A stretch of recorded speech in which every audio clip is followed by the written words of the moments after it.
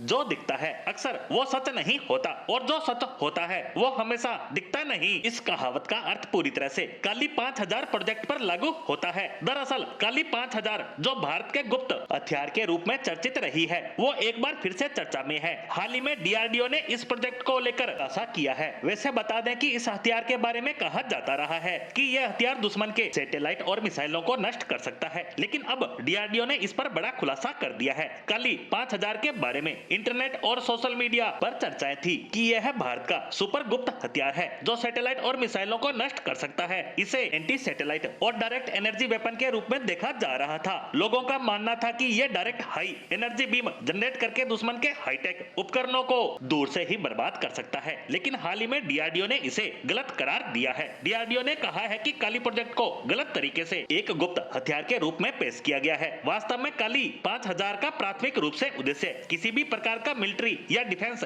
Application में उपयोग नहीं किया जाता। डीआरडीओ के अनुसार ये एक रिसर्च और एकेडमिक प्रोजेक्ट है जिसका मुख्य उद्देश्य वैज्ञानिक अनुसंधान को बढ़ावा देना है। काली प्रोजेक्ट का मुख्य फोकस पार्टिकल फिजिक्स और बीम टेक्नोलॉजी के क्षेत्र में खोजें करना है, जो विज्ञान और तकनीकी विकास के लिए महत्वपूर्ण है। कई लोगों का मानना है कि काली 5000 ऐसा वेपन है जो दुश्मन के सैटेलाइट और मिसाइलों को नष्ट कर सकता है। सोशल मीडिया पर और कई अन्य ऑफिशियल साइट पर इसे भारत का सीक्रेट वेपन कहकर प्रचारित किया जाता रहा है। यहाँ तक कि इसकी अमेरिका और रूस के डायरेक्ट एनर्जी वेपन से तुलना भी की जाती रही है। हालांकि अब डीआरडीओ ने स्पष्ट कर दिया है कि काली प्रोजेक्ट का इससे कोई लेना देना नहीं है और यह सब केवल एक मिथ है। डीआरडीओ ने इस पर खुलासा किया है कि काली का मुख्य रूप से उपयोग रिसर्च के रूप में किया जाता है। इसके जरिए वैज्ञानिक particle physics, high energy beam technology और अन्य एकेडमिक रिसर्च के रूप में उन्नति करने का प्रयास करते हैं। इस प्रोजेक्ट का उद्देश्य वैज्ञानिक टेक्नोलॉजी को बेहतर ढंग से समझने और नई खोजों को सहारा देने में मदद करना है। हालांकि इसका किसी भी प्रकार का सैन्य उपयोग नहीं है। इसका उद्देश्य केवल शैक्षणिक और शोध के क्षेत्र तक ही सीमित है।